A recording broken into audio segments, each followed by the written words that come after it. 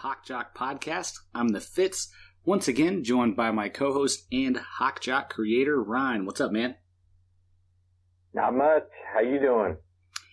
I'm good. We got a lot of stuff to talk about. You were at a Justin Bieber concert last week, the entire week, so we couldn't do a podcast episode then. So that's it. Yeah. I've been to one, and they only last less than an hour. So that's not true.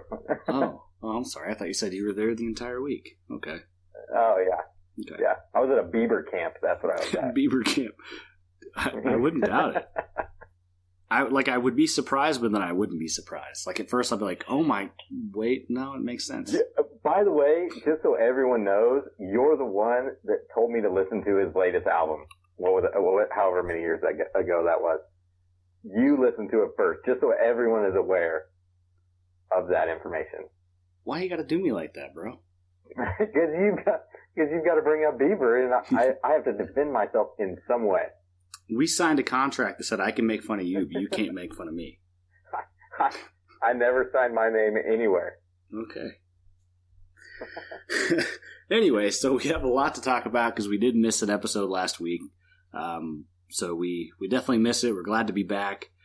But a lot has happened. And first thing, which I'm sure people are probably already tired of hearing about, but we have to at least touch on it. Herbert leaving. So just how all that kind of went down. Ryne, I'm going to throw it to you real quick. And we don't want to spend too much time on this because I'm sure, like I said, people are tired of hearing it. But What were your thoughts about it? I think my thoughts were probably pretty well in line with a lot of people that talked about it. I know you and I spoke about it several times when it happened.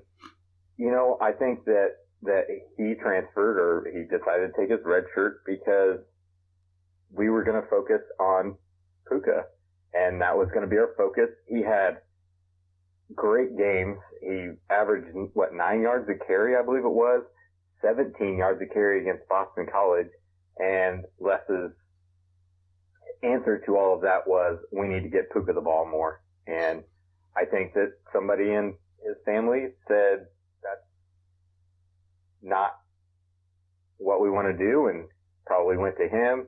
I don't know if it was necessarily his decision up front. From what I've kind of seen people talk about, they don't think it was either. But he wasn't going to get the ball. He wasn't going to be the star back, and he never was if Puka's going to be here. So he left. Can't say I completely blame him, but at the same time, he abandoned his team in the middle of the season, and I also don't agree to that. So, yeah, that's kind of what I have to say about it. Yeah, it was pretty tough. It was a bit shocking to see how it all unfolded, and seeing what Les had to say and then what he had to say as well. And you hit a lot of it, but I think what really surprised me is that Herbert said he was going to redshirt and stay, come back his senior year, which I don't believe at all. And no disrespect to him. I get what he's trying to do. He's trying to put the flame out. He doesn't want KU fans being upset with him. And university isn't going to come back and say, oh, no, that's a lie. So the university could have even said, hey, say this, and you will look better, and we'll just sit on it and not say anything back because we don't care. So, I don't know. I believe that the whole point of him the whole point of him redshirting would be to go to a different university, because why would he redshirt to come back and be in literally the same situation? So right, because Puka's going to be here next year. He has to be here 3 years. Yeah, I hope Puka doesn't decide to go anywhere. Yeah, for sure. He's going to be here next year, and he's probably going to be even better. Yeah, seriously. Hopefully. Under Brent Dearmon, I mean, and we'll talk about that later, but he's going to get better under him. So, yeah, I don't know, man. It that really kind of confused me when he said that. But I think really what went down is, again, like you said, Les made that comment about getting Puka the ball more when you have Khalil Herbert, who has all these stats, much better stats than Puka, and someone in his family saw it and probably didn't sit with him too well. And that's when that kind of planted the seed of potentially redshirting, and then he kept talking through it with his family. They went and had a sit down with Les Miles. And I think there was the understanding that Herbert was probably going to play, which is why he traveled with the team. And I think last minute his family just said, no, we're going to take a chance and go somewhere else. And I don't think there was any ill will. I don't think that that Herbert or his family has anything against Les Miles or the staff. They understand that college football is a business, and he'll move on and he'll go to another school and hopefully do well. I'd love to see him in the NFL. Absolutely. I mean, I'll still cheer for him. Once a Jayhawk, always a Jayhawk, right? So yeah, absolutely. We'll cheer for him. I still cheer on Ryan Willis, and I cheered on Montel Cozart. I cheer on all those people. I'll continue to do it with him. I don't think that they meant any ill will by it either. I think how it happened was pretty crappy, but I don't know if it was necessarily meant to be that way. I think it's just how it happened that really made people mad. If he would have said the Monday before that he was going to redshirt, people would have been like, "Oh, okay, I get it." But whenever, hell, we were on the way to the restaurant to watch the game whenever the news came out, and we got there basically kickoff, and the place was 10 minutes away from where we were at. So, I mean, we were in the Uber halfway there. So 5 minutes before the game, the news came out. I think that's what didn't set well with a lot of people. That's what didn't set well with me. But at the end of the day, he had to do what was best for him and leave. And I'll cheer for him. But I get the other side being mad too, because I was pretty irritated as well. Yeah. And I'll end it just with a few things. First thing is the fact that he made the decision so late goes to show that this was probably something that popped up late in the year. This wasn't something that he seemed to be thinking about the entire year, or else he would have been prepared, a lot more prepared, and probably would have said, okay, Monday, go and talk to the coaches. I'm going to go ahead and redshirt and transfer out. So I guess you can kind of look at that from a good standpoint, that everything was going good and he wasn't thinking about redshirt and he wasn't intending to, and then things changed and it was kind of a late decision, which I don't know. There's multiple sides to that and how it could help KU or make it worse. But I mean, it's to me, it feels like his intentions were to never redshirt, and then something changed. So, but also another thing that Herbert has to understand is that he's going to have a new coaching staff, new players to play with, new teammates, new quarterback to feel out. All these new things that he's going to have to focus on. He has to make sure that he's even going to be able to start. So if he wants to go somewhere that wins, he's going to have to understand that they're probably going to have running backs that are stacked up and ready. If he wants to go to a Power 5 program, there's going to be 4 and 5 star guys that are sitting there waiting to play. It's not going to be easy. The decision he made is definitely a tough one. I think tougher than staying throughout the year. But all we can do is hope that it pays off, and then he does well, and he has that chance to be the feature back. So we'll see how it all unfolds. Yeah. But moving, that's all we can do. Yeah, for sure. Because we have a lot of changes happening right now. So yeah, it'll be interesting. Yeah, and the OU game, Oklahoma. So we went into this game just thinking, man, this is going to be ugly, and it wasn't as ugly as what I thought. I don't know. What did you think? I agree. Here's the thing. I took a buddy with me that goes to a game with me every year. He is an Ohio State fan. So he doesn't look through a blue shaded glasses. He doesn't look through the maroon shaded glasses like if he was an OU fan. He's Texas, if he goes to the Texas game like he did last year, he doesn't look through orange shaded glasses. He just watches the game. He looks at the game. He's been around football his whole life. And even whenever he left, he said, one thing he said to me was, this team doesn't look incompetent anymore. And I think that probably says a lot about how I felt about the game as well. We looked like a real team out there. Yes, we did kind of get our butts whooped a little bit, but for the most part, we looked like a real team. We still have miles and miles to go, but we did. I felt like it was a real team. We stayed in the game until halfway through the fourth quarter. So even with losing at that point, as bad as we were, we were still there because it was still an interesting game to watch. It wasn't terrible, but yeah, I agree with you. It wasn't as bad as what I thought it was going to be. I thought we were just going to get ran off the field, but that didn't really happen. Yeah. I mean, it was good to see us score and take the lead, there right at the beginning. So, that was cool to see. And you kind of thought the first team all year to do that against Oklahoma. Yeah, absolutely. So that was really cool to see. And the drive looked really good. Of course, after that, things stalled out pretty good and we didn't get a chance to score until Oklahoma pretty much took their foot off the gas, but, had a couple good looking scores after that too. And I'll be honest, Carter Stanley looked pretty good. He started off rough or he started off good and then had that kind of lull there in the the middle of it.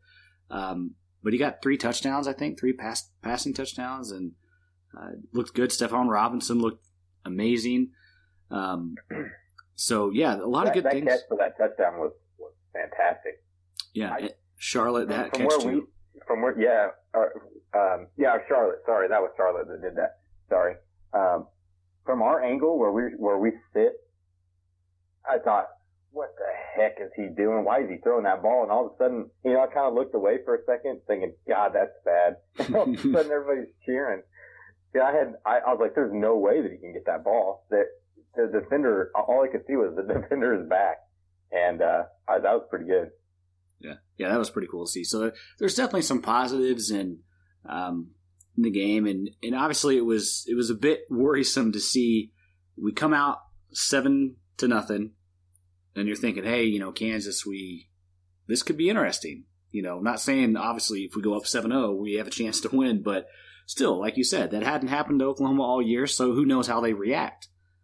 And then they went and scored like 35 straight points or something, 38 straight points. And we're like, oh, okay, so that's how they react. They do it big. And, so with Oklahoma, you can't say enough about the Oklahoma offense. It is absolutely insane. And I felt like we played pretty good defense. I do too. I never felt like our defense was just getting, outmanned or manhandled by any means, which, I think I usually do.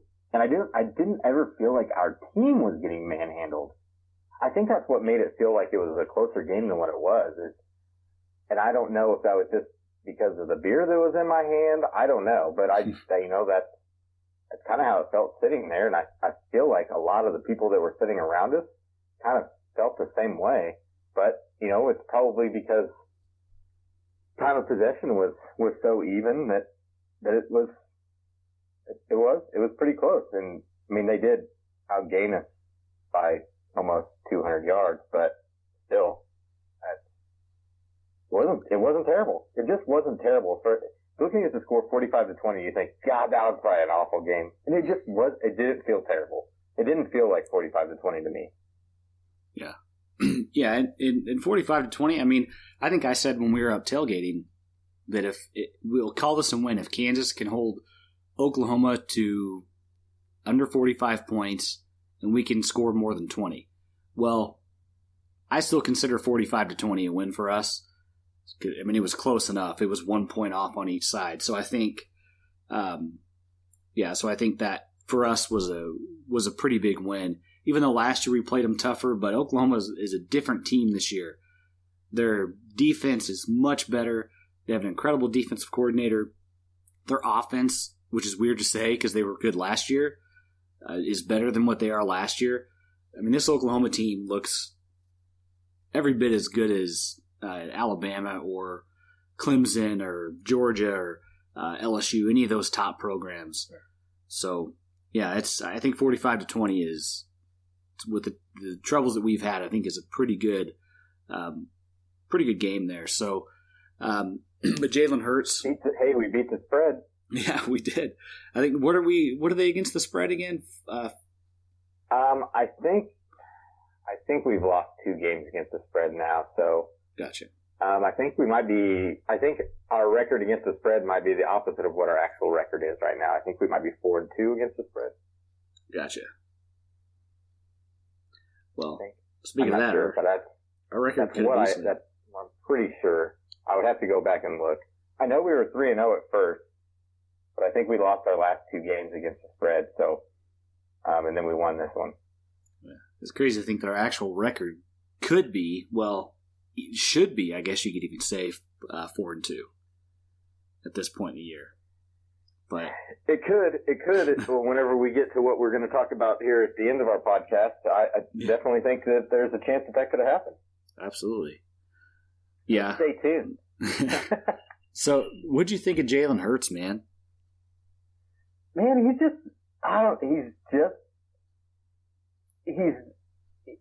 interesting to watch. Does he even try? He really just. It doesn't even look like he tries. He just does. It's exactly. like, it's so easy. Exactly. He's so smooth. Just everything he does, he's not flashy. Because you don't notice him out there if you're not watching for him. That's at least how I felt. He's like Dedrick Lawson. Against this Kansas team. But I have felt like he was flashy, a little bit flashier in some other games. But in this game, he wasn't super flashy. He wasn't, we held him to 56 yards rushing, which I think is pretty low for him, at least from some of the games that I've watched. But he's impressive, man. He's cool to watch. He's cool-headed. He's just fun to watch. He's not like whenever Baker Mayfield came here a couple of years ago and, you knew where he was all the time. You knew what he was doing. You knew to watch him every second of the game because you never knew what he was going to do. So it was cool to see him. That's why my buddy came with me, is to see Jalen Hurts. He always goes to the big game, Texas and OU, and I think he went to Oklahoma State one year with me. But yeah, what'd you think? Yeah, he's the dude. Like I said, he just doesn't look like he tries. It's like it just all happens, and the dude looks as focused as ever. And we did hold him to lower rushing yards than I think what he normally averages out. I guess it kind of depends on the team that he's playing, if he needs to run or not. But when he does run, man, it's crazy to watch him because he covers so much ground. Like, he has such long strides, and he just glides as he's striding. And you don't think he's getting that many yards. Man, that's I don't know if you can explain him any other way, can you? Yeah, I don't think. He's going to be fun to watch this year, and I think I really do hope that I'm rooting for Oklahoma against Texas. I'm hoping they get into the playoff. I would really, really love to see OU versus Alabama with Jalen Hurts, and because he's itching for that matchup. That's what he wants. Oh, absolutely. Oklahoma is just one team that I've never hated in our conference, and I don't know why. Maybe because their fans have never really annoyed me too much. They poke fun at Texas just like we do, and so I think that's I kind of jump on their bandwagon sometimes to make fun of Texas. I'll cheer for Oklahoma over Texas any day, and I want that same matchup, man. That will be fun. That'll be fun to watch. Absolutely. Well, hopefully Oklahoma keeps it up, and they're definitely fun to watch. It was fun to see him in town, and just glad it wasn't 72-0 or 73-0, whatever. So we put up a little bit of a fight, so that was nice to see. But we didn't lose to them as bad as is what Texas Tech did. So that's a plus, right? Yeah. What was the Texas Tech, like 45 to like 55 to 16. Oh, wow. Okay, yeah. So we did better. But that was at Oklahoma, to be fair. But I think we had about as many Oklahoma fans in our stands as we did KU fans. So I don't know if that really matters. Yeah, it was a rough day. It was rainy, cloudy, just nasty day. Kind of a tough game to have on that type of day. The tailgate was pretty fun. I mean, we might as well throw that out here. The tailgate was pretty fun for the most part. But yeah, it was 11 a.m. games, and it was just kind of crappy outside the whole time. It kind of threw it off a little bit, but it was nice the rest of the day. But of course, whenever we were all outside, it wasn't very nice. Yeah, yeah, it was raining pretty good, but yeah, either way, it was still promising. You know, there were some things that happened that I think KU can build on and go into the Texas game. They got a bye week. We'll get more into their next step, which I think is going to be a huge thing for us moving forward. But before we get into that, Snoop Dogg, man. It's been just everybody's in an uproar. I mean, it's just all over the place, man. Like I think every major sports outlet has picked this up. I don't remember the last time late night had this much controversy or exposure. And the one thing that got me is Bill Self says when he's given his speech at late night and says, bad publicity is better than none. And I think he wants to eat those words and never have had said them because it bit him in the ass. Literally within minutes. It did. Yeah. And his ass, not ours, because we thought it was great. But I thought it was hilarious. Oh yeah. So I was not there. I was watching it, but I wasn't there. I didn't get to see. I saw online because they didn't show the Snoop concert portion of it on ESPN Plus. I don't believe, but I was watching clips of people video recording and just what was going on and what he was saying and all the stuff that was going on, and I'm laughing as I'm seeing all this unfold. So you being there, what were your thoughts? Man, it was awesome. It really was. It was. I did have a couple of thoughts whenever they brought out the stripper poles, because there was 4 of them. There was one in each corner, and then the girls walked out, and the girls weren't wearing anything too skimpy. They were wearing Adidas spandex shorts, they look like the same shorts that our volleyball players wear, to be honest with you. They had small little shirts on, but they also had something covering them up underneath. So they didn't have, they weren't as skimpy as what they probably would have been if it would have been a Snoop Dogg concert outside of there. But when they brought them out, my first thought was, oh my gosh, this is gonna be crazy. This is gonna be different. And it was different. I don't know what I expected, but I've been to a Snoop Dogg concert before. I went to him and Wiz Khalifa a few years ago at Providence Medical Center, and man, they sat there and they cussed and they smoked so much weed. I don't know how anybody could have been alive after as much weed that they smoked on that stage that night. I really don't. They just one after the other, and they just kept passing it back and forth. And I honestly almost expected that. I like him to come out and be smoking because that's Snoop Dogg. That's you hire Snoop Dogg. That's what I expect him to get or expect him to do. But I liked it. I enjoyed the show. He looked like he was having a good time. everybody in there was having a good time. Dude, I had a 45-year-old dude standing in front of me with his family, and he had 2 kids. I'm really bad with telling you the ages of kids. I'm guessing that they were probably between 10 and 15, and his wife. And this dude is like, I bet he's at least 40, 45. He's jumping up and down, man. And his family's sitting there. His kids are videoing. Everybody's having a good time. His wife was having a good time dancing. Everybody had a good time. And then, I knew it was probably going to cause some controversy, but I didn't think it was going to do what it did. But man, Friday night, KU Twitter was the best KU Twitter I've seen in years.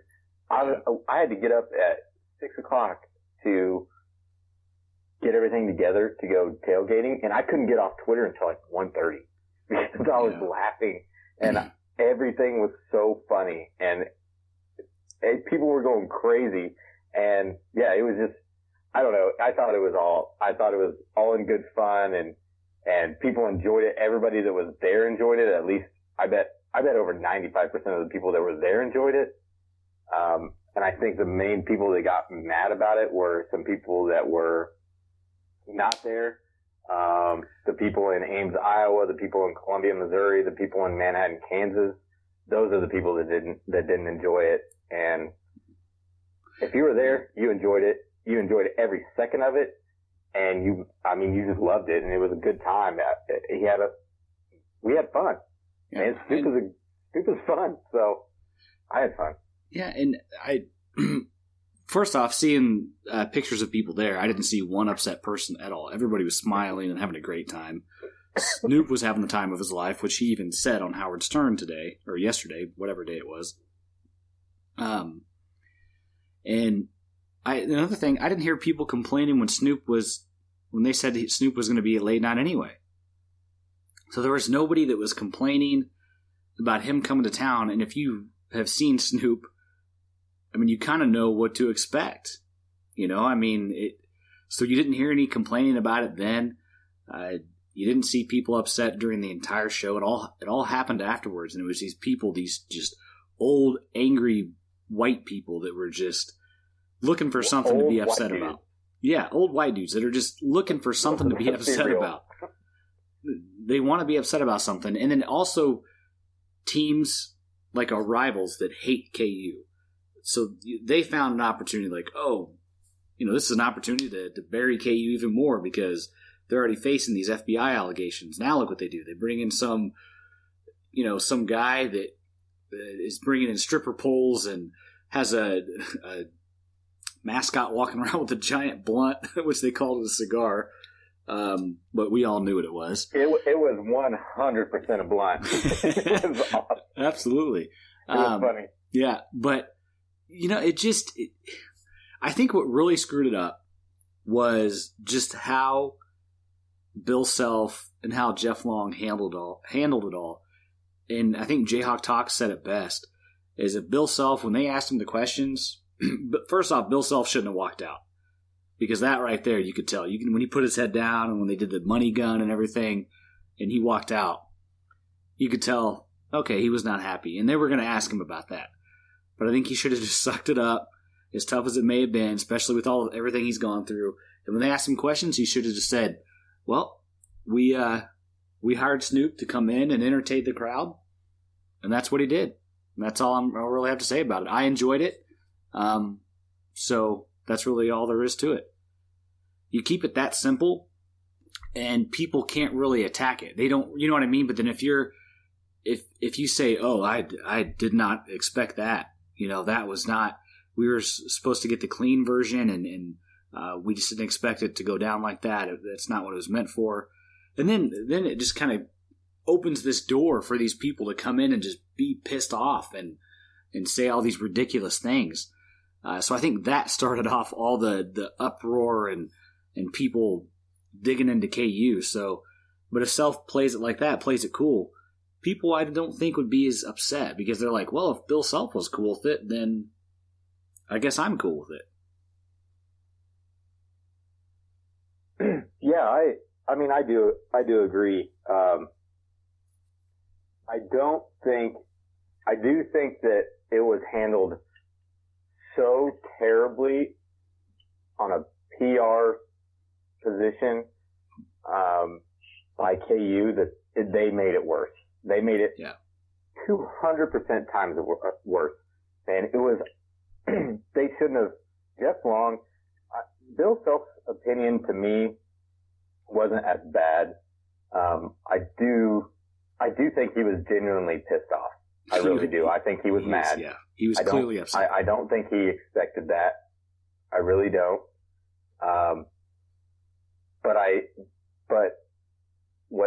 But Jeff Long, what he said is what sparked everything, really. How do you, late night 2019 will forever be remembered by two words. Yeah. And there will be nothing else remembered. Snoop Dogg will not be remembered. The games will not be remembered. Bill Self passing out $5,000 to two students because Sharon Collins made a half-court shot. That was awesome. Will not be remembered. The only thing that will be remembered is acrobatic dancers. And that is it. Because Jeff Long, he screwed the pooch, man. He really did. And I think he 100% screwed the pooch on this. And he messed up. He should fire his PR If he wouldn't have person. said that, then if he wouldn't have said that, it wouldn't have been the deal that it was. But it was his fault. And I don't put this on Bill Self. I really don't, and I can give you some reasons if you want. I put this on Jeff Long, and I think that the controversy was caused by him. Yeah, I do understand that, and I think that, I mean, it was, when you hear that Snoop was coming in, you were a little bit kind of concerned. Like, when I first heard about Snoop coming in, I was like, oh, that's cool, well... And I'm like, this is a family event. But I was like, you know what? Hey, that's still cool. It's awesome. And then that part went away. Then I was like, oh, this is freaking awesome. It's Snoop.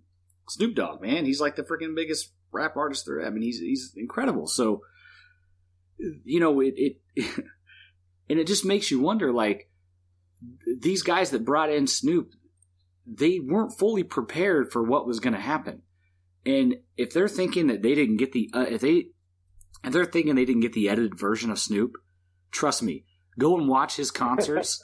You will 100% believe after that you got the most edited version of Snoop Dogg you will ever see in your entire life. And absolutely, you do. That was the edited version of Snoop. Yeah, and that is the most edited you will ever see. And you need to respect that and respect what he did, because he could have.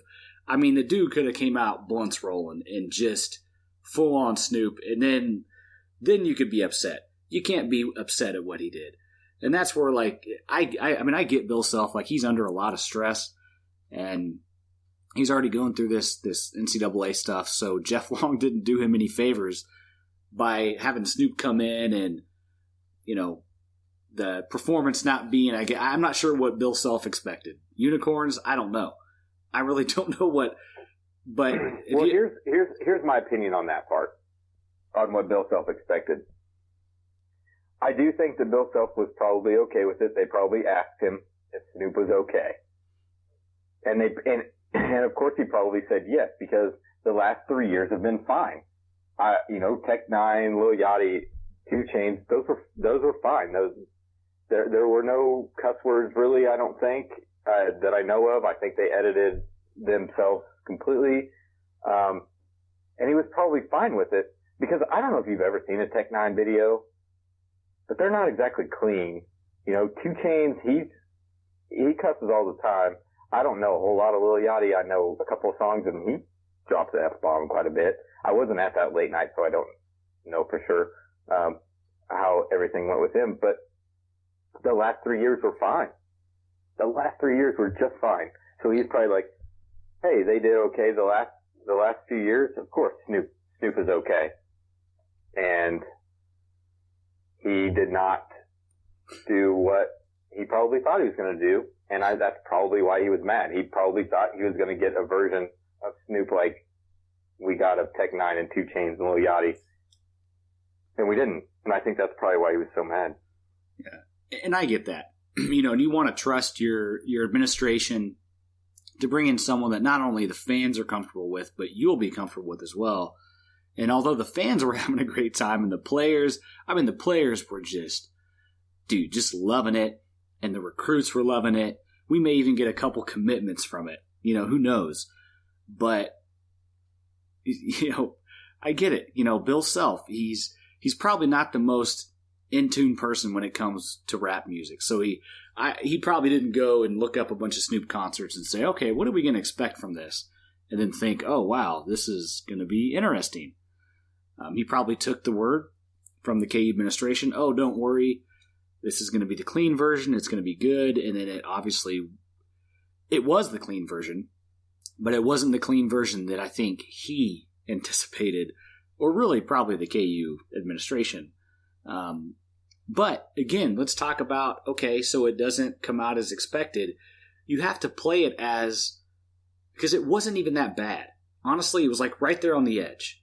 It was clean enough, I think, to where you can say that was a good performance. Everybody had fun. Let's move on. But then if you jump on the side of it being not what you expected, you just set yourself up for failure. And then Jeff Long, I agree with you, his statement absolutely just destroyed it. And it just kind of ruined the entire event. Just how he was. If he would have owned up to it and said, hey, we wanted to have fun this year. We brought in Snoop Dogg. We understand he's one of the best rappers in the business. He has a fan base that reaches from young to old. Everybody knows who he is. He came in. He did his show. People had a great time. And we thank him for coming. And keep it at that. That's all you had to say. You don't have to go in and apologize to people or say, well, I thought acrobatic dancers were different. I mean, dude, he literally completely ruined the entire performance with that. Because then it gives all these other news outlets, bait to use against Kansas. And that's exactly what they did. They ran with it. Oh, so much. They absolutely ran with it. They're still running with it. They're still running with it.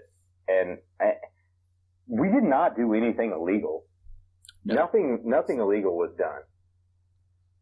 The money gun was fake Snoop Dogg money. I don't know if you saw a picture of it. It looks awesome. Did you see a picture of it? Oh yeah, it looks awesome. Yeah, it was pretty funny. It says I do want to find what it says, because I do have it saved in my phone, but it was pretty funny. Whenever he first shot that out, I'm like, oh God, please don't be real money. This is bad. But it wasn't real money. Yeah. And so, whatever. It wasn't real. It was fine. Why the heck did I do it? I saved it in my phone somewhere, but it's hard to, oh, there it is. Okay. Yeah. Like on one side of the $100 Snoop Dogg bill, it says count that. And the other, it says trash can full of cash. It's just, man, when I saw it, I thought it was pretty funny. Yeah. But yeah, Jeff Long is the one that blew this up. He made this blow up in a way that it shouldn't have. And it's all his fault. I 100% think that it's all on him. I think Bill Self was probably mad for multiple reasons. I think he probably didn't expect what was going to happen or what happened because of how the last few years went. Mm-hmm. And he probably didn't expect that. He thought, and I think he might have left there wondering if this administration has his back the way that he thought they did. And I think that might have been one reason why he was mad, because who this all falls on is Bill Self has been with the program since 2003. It's 2019. When you ask anyone in the country about KU and who who the face of KU is, I can put probably thousands of dollars on the fact that they say Bill Self. And when something like this happens, Bill Self's name is who pops up beside it. And if I don't think it was 100% or really his doing, and he's gonna get the blame for it, because people do not think of Jeff Long at KU. The only people that think of Jeff Long at KU are KU fans, because we're the only one that know who Jeff Long is. And I think that's probably why he looked as mad as he was. And I watched his press conference afterwards. I felt like he was genuinely mad. And I think that's why I wonder if he's wondering now if this administration has his back, like he maybe thought they did. Yeah. And I get that, but I guess I'm more of a standpoint as Self needs to buck up and not be such a baby. Because I mean, a lot of these violations he's facing, they're his fault too. It's not just the administration. You know, it's his fault. It's his fault that these things are coming out, that he and I'm sure KU fans may not want to hear that, but it is, you know, to an extent his fault that these things are happening. The NCAA is coming sniffing around the program. He should have been aware of these things, and if he was aware of them, he should have been letting them happen. Even if we have to miss out on a couple of recruits that we did get, so be it. You know, you need to run a clean program. So, you know, if he was upset from the performance and thinking of it from a standpoint like I'm already in deep enough water, you know, now this is just going to shine more light, he needs to kind of buck up, be a little bit more mature about it, and handle it from a standpoint as, you know what, I trust my administration. They brought in a legend. He gave a legendary performance. The fans enjoyed it. The recruits enjoyed it. The players enjoyed it. And to me, that's really what matters. And just keep it at that. You make a statement like that, that is it. You know, you have to stay neutral in these PR. PR doesn't always have to be about apologizing. You know what I mean? So it just... I agree, and that's exactly what this administration did. That's exactly what... Bill Self didn't really apologize too much, but the administration did. And that's them immediately, that's the side that they got, they went to. They immediately went to, oh my gosh, I'm sorry. They didn't even let anything play out. I think that probably had a little bit to do with it. They jumped on it too much, and if you're going to jump on it soon like that, you need to play, again, that neutral card and just say, this is what we brought him here for. He did his job. We see that the fans and the players and everybody enjoyed it, and that's that. But yeah, they asked for it with how they approach this, and and there's some hilarious stuff on Twitter, man. Some freaking gold. There was one that there was a meme and it showed like Jeff Long Googling acrobatic dancers, and it shows these dancers that are in like these I don't know, the long things that hang from the ceiling, and they just kind of like spin in and out of them. Yeah. And it's like that was his version. And then what he sees, and then it shows like like the Snoop girls, you know, that are showing up, and it's just like, here's reality. And it was just gold, Twitter gold. But it was getting frustrating because people were, making complete asses of themselves, trying to make this bigger than what it was. Yeah, and my biggest complaint with the whole thing isn't just Jeff Long. It isn't just Jeff Long apologizing or Bill Self being mad. I do see several sides of this. I stay in the middle. I was there. I enjoyed it. I want to put that out there. I enjoyed the show. I thought it was a lot of fun. That was the best. I think that might have been my 5th or 6th late night. That was my favorite late night I've ever been to. I probably will not go back to another one because it's going to be G-rated from here on out. They'll probably have Disney princesses out there now, so I don't really care to go again, unless they announce something big, but I highly doubt that they will. ignorance only gets you so far. And KU, all they've done this whole time, they've done this with the Adidas scandal, and now they're doing it with this, is they are claiming ignorance. And something that always really makes me mad, and it genuinely irritates me when people do this, is when they play ignorant, and you can't play ignorant forever. You eventually have to educate yourself on something, and Jeff Long should have educated himself on Snoop Dogg before he ever hired him, if he was going to turn around and apologize for Snoop Dogg being Snoop Dogg. Yeah. And that's probably one of my final things that I'll say about that one. Yeah. Well, I think we've touched on it enough. So, but yeah, I just hope this doesn't ruin future late nights. From just like you, I hope we don't go, completely G-rated or PG, whatever it is, and start going with Disney princesses. But I also hope it doesn't steer artists away from coming here because, people were in such an uproar. And, but Snoop did. Do you have that on your phone? His quote, what he said? I do have it.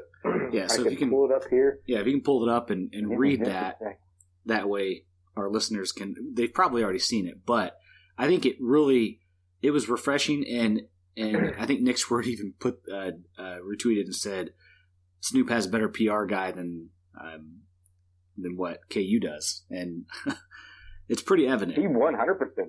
He 100% has a better PR guy. Yeah, and because what he said Absolutely. was just, because here's the thing, Snoop Dogg, whenever he was asked about this on the Stern show, the Howard Stern show, which Howard Stern, he was smoking weed with Howard Stern, let's be honest.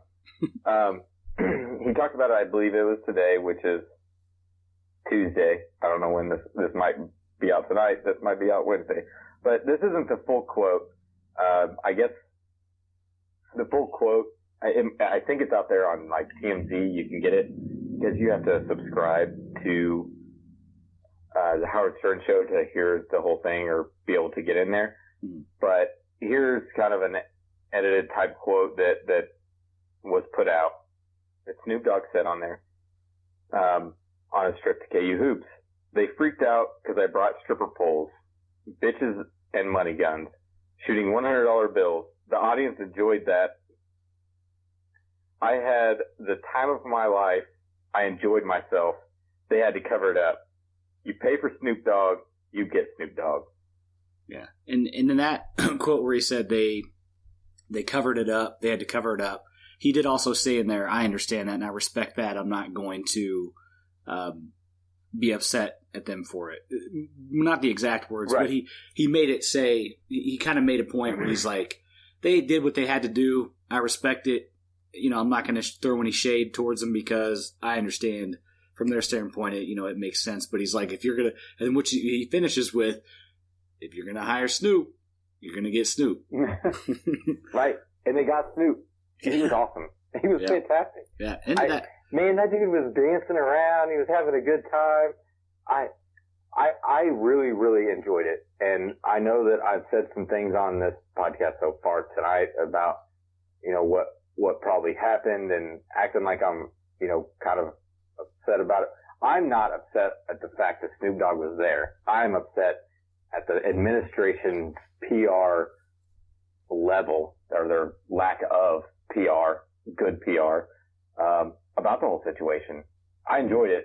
Come out, own it, like you said, and be done with it, and it would have been done. But now we're at Tuesday, and it happened on Friday night. It should be over with. It should be 100% done. If Kansas and it's not because Jeff Long gave out some stupid BS statement about acrobatic dancers, and now that's the whole thing is acrobatic dancers now. Yeah. Well, if they would have came out and owned it, Kansas would have went down as everywhere. People would have been posting it as a legendary late night performance.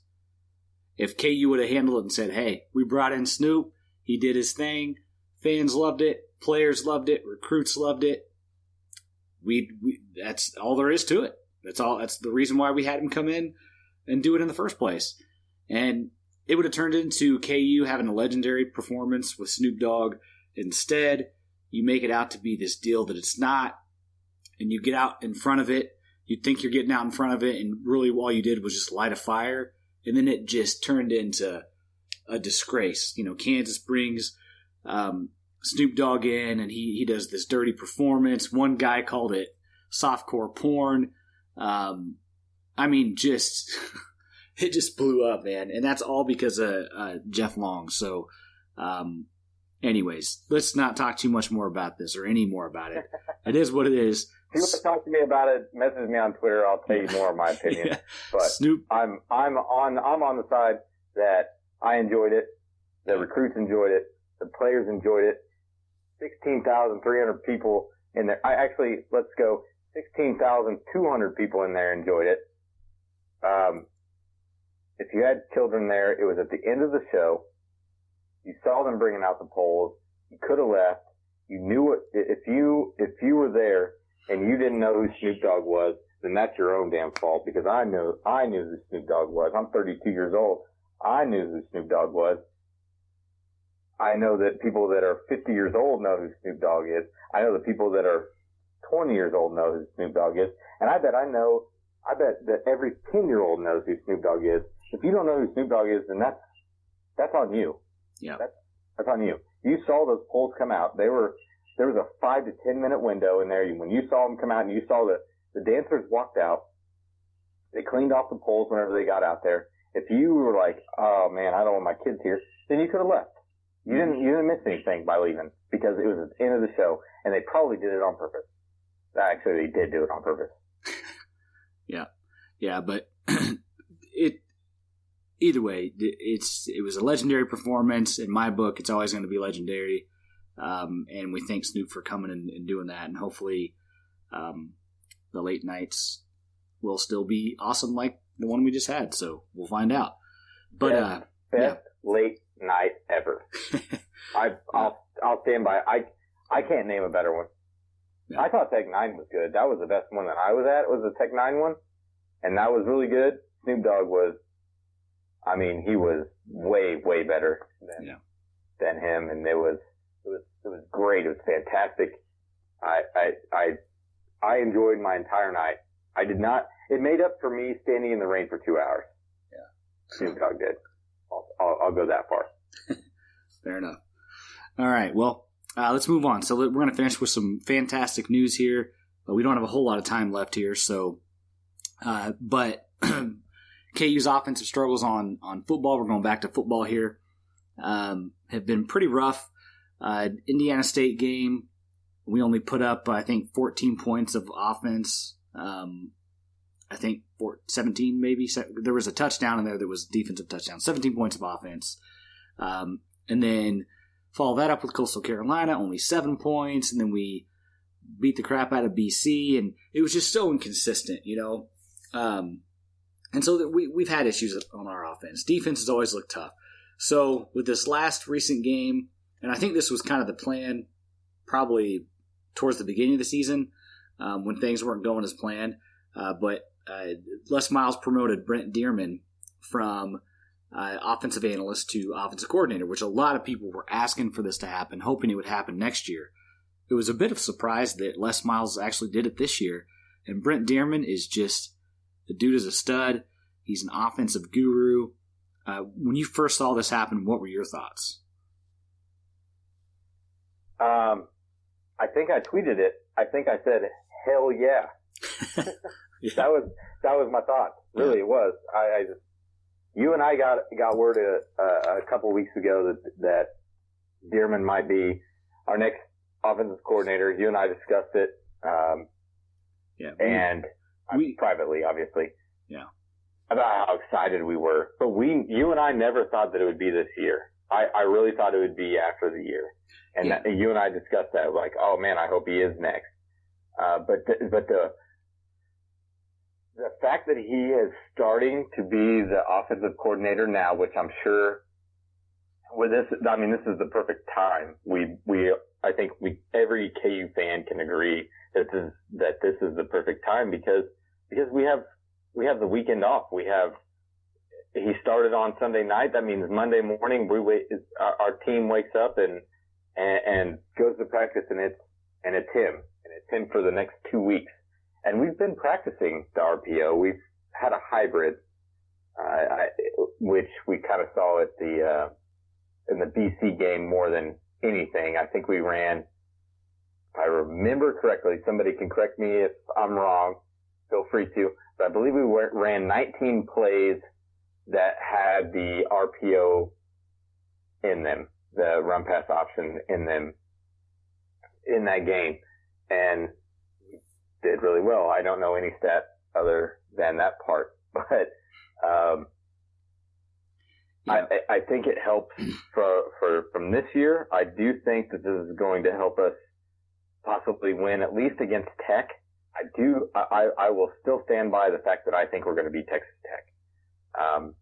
Depending on how that game goes, I might predict that we win another one. But I do think we have another win in us. I think that if Dearmon is here and he's calling the plays, I think that we win against them. And who knows what happens? But that was the best news that I have heard all year of KU football. And it happened on Sunday, so I think a lot of it got missed until Monday for a lot of people because they're probably paying attention to the Chiefs. But it was great news. I think every KU fan can agree on that being fantastic news. Probably the best news of the year, other than the fact that Les Miles was our head coach. Yeah, absolutely. And just to give you guys a little bit of insight into Dearmon, so when he played 4 years at Bethel, and he rewrote the school's record book. So he set loads of records. Let's see. Let me take a look here. So while leading the Wildcats to the school's first conference title, first playoff appearance, and first playoff victory. So that in itself is impressive. And then he remains the school's career and single-season record holder in passing yards with 7,045 and touchdowns 77. So the dude could play. And that's a big thing to see. How many? 7,045 yards passing and 77 touchdowns total. So is that passing touchdowns? Passing, it just says touchdowns. Yeah. Yeah, so. Just a reference, if that's passing touchdowns, Todd Reesing had 33. Not total for his career, right? Oh, no, sorry. Yeah, he had 90. Sorry. Yeah, sorry. That's 33 in a year. Yeah. 90. But then our second is 35. Yeah, well, I mean, that just goes to show you. I was confused there for a second, too. But so that was just as a player. But as a coach, every place he's been at, their offense has increased dramatically. And his most recent stint, before KU hired him as an offensive analyst, he was head coach at his alma mater, Bethel University. And he took him to their best season in school history. They posted a 10-0 regular season and a number 3 ranking. They averaged 540.3 yards and a nation's best 55 points per game. This was the highest scoring offense, not just in NAIA, but in college football, period. I mean, are you kidding me? Like that in itself, that little paragraph in this thing about Brent Dearmon is just absolutely insane. Just to think about what he accomplished with that. And what we have to realize is what makes Brent Dearmon so good is it's not just his understanding of the offense, it's his understanding of the defense as well. He understands coverages, he understands, and he knows that that's a huge part of the game. So that's how he approaches his offense, is through the defense and the coverages that they bring. And he'll even in Scott Chasen, he wrote this big piece about Brent Dearmon, and he'll go back decades to look at teams and how they play defense and how they run their program, and he'll use all that stuff to build this giant game plan. And it works. Obviously, it's proven to work. So, and I'm not going to sit here and say that KU is going to have a complete 180 and go to one of the best offenses in the Big 12. We still have a long ways to go. It's such a short time to install everything he's going to install. There's going to be hiccups. It's not going to be all perfect, but I can guarantee you that we will see immediate improvement game one. Absolutely. I do. I think so. And especially, and that made me really excited too whenever Les said that he's going to be calling, that Brent Dearmon's going to be calling the plays. That made me pretty excited too. If you're going to let him do it, let him do plus. it. I mean, you got to let him go all in. I mean, if it's going to be his offense. Absolutely. And we, and like I said, it's not like it's a whole new offense. It's not like we have a whole new offensive coordinator in there. I mean, we do have a whole new offensive coordinator in there, but it's not like we have a whole new offense going in. Because, like I said, in the BC game, we had 19 plays that were the RPO. And so we had bits and pieces. We were playing a hybrid before, and now we're not. Like now, I think hopefully with him, now we will go all in, and it will be just a completely different offense. We have 2 weeks to do it, but it's not. And I think that it was all planned, like you said at the beginning. I think it was all planned on if something was going to happen, it's going to happen now. Yeah, absolutely. And this will give Carter Stanley a chance to shine, because it's when you run an RPO offense, it puts a lot on the quarterback because they have all these options. They have all these reads, and it's almost like when I was reading that thing from Scott Chasen, he did a really good job on that, by the way. He said when Brent Dearmon gives you a play, it's almost like he gives you 4 plays in one. Because he's saying, okay, so this is your first read, your second read, your third read, your fourth, you know what I mean? So you have all these options. And when, these aren't just reads. They're like, okay, so you can either hand the ball off to this guy, you can run the ball yourself, you can roll out, you can pass, or you can hand the ball off to another guy or whatever. You know what I mean? There's all these options that he gives you. So it's like, it's really like you have 4 plays when you hike the ball. And you pretty much in that moment, as you see the defense react, you choose the play that the defense is going to give you, the best play. So it's going to take a lot from Carter Stanley. And I think from the quarterback standpoint, it's going to be the most pressure is going to be on him to make the right decisions. And eventually, I think one of the quarterbacks said that they started letting him call plays, or if he sees a play that he doesn't like, he can change it to a different play. And these quarterbacks under Brent Dearmon slowly started to learn what he was looking for. So they got better because they could read these defenses, and they knew, okay, come out, we see this defense set up. Okay, I don't like the offense, so I'm going to call and audible the play, change to something better that better fits their defense, what their defense is going to give us. And I think that right there, when you give the quarterback, when you empower your quarterback with that ability, it's already going to make your offense better, especially if it's a quarterback that you can trust. So absolutely. I agree. I think the fact that Stanley's a smart quarterback too. Yeah. I really do. I know that he's made some mistakes, but if you watch, and the reason why is because of that miles to go. Because you see him, he's like, yeah, I should have ran it. But you don't, and then the next time you see it, he'll run it. He doesn't make the same mistake over and over and over again. Maybe his accuracy isn't always on point. It's not the best, but that's not something he can change a whole lot right now. It's his decision making, and his decision making goes off of everything that he's learned. And I do feel like he's a pretty smart quarterback. He's going to know how to run this RPO. He has a couple weeks to do it. The RPO is just so much more fun to watch because it spreads the game out. It is run heavy usually. But we have Puka. So if we have Puka and we can run even a little bit on Texas, it opens everything else up because it is spread out a little bit more. It's not your one receiver, your 2 tight ends and a running back and a fullback set where we run it up the middle every time like Les Miles likes to do.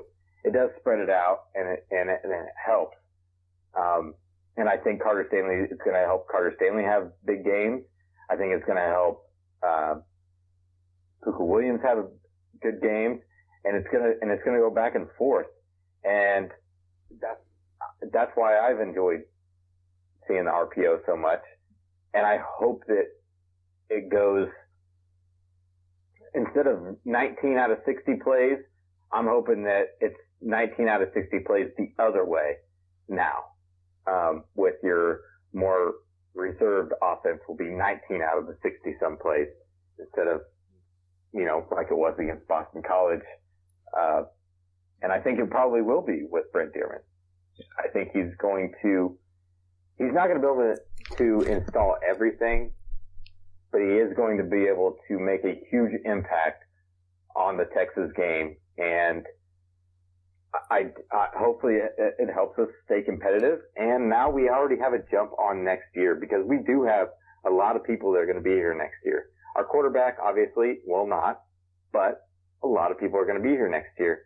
And hopefully this helps push everything in the right direction.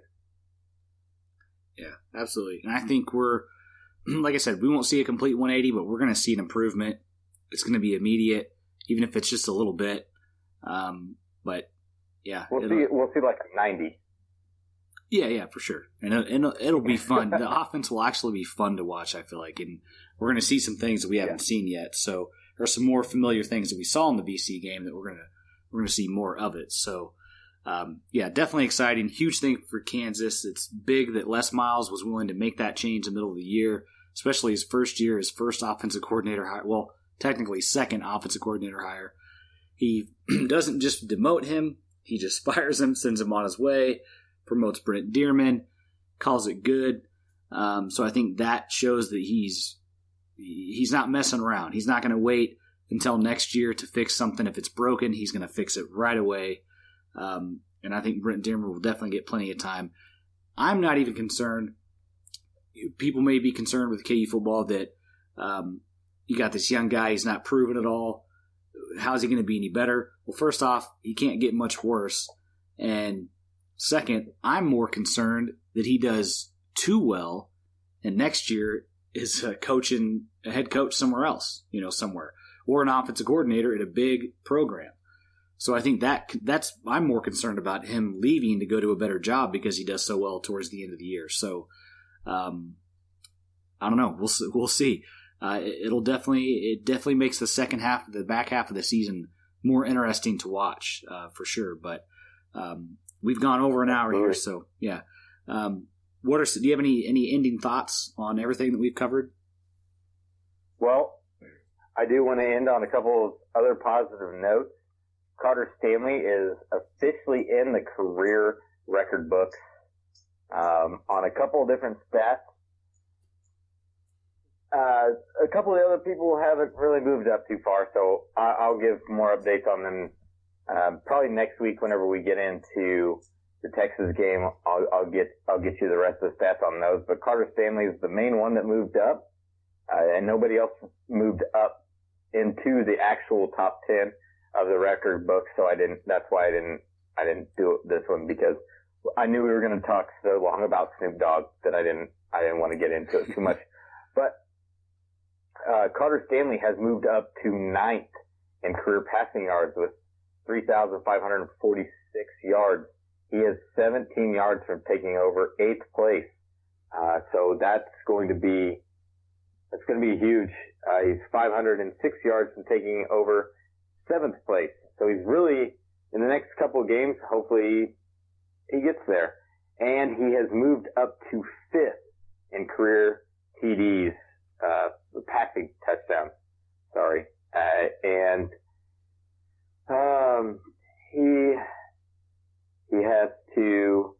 he's actually tied with Chip Hillary, from 89 to 92. So that goes a ways back. And he needs 5 more to jump into 4th place. So that's some good news. Carter Stanley's moving up, even though he's had a rough few seasons before this.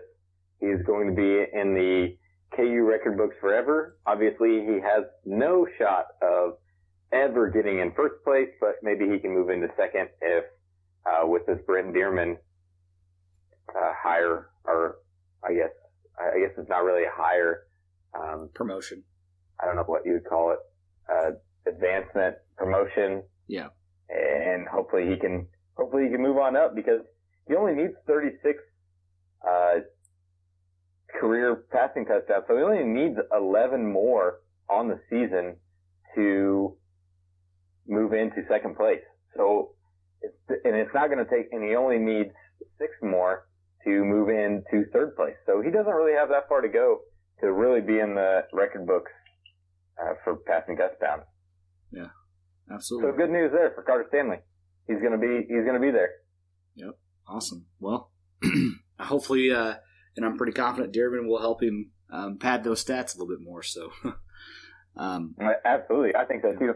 He's currently sitting at 12 touchdowns on the year as well. 13th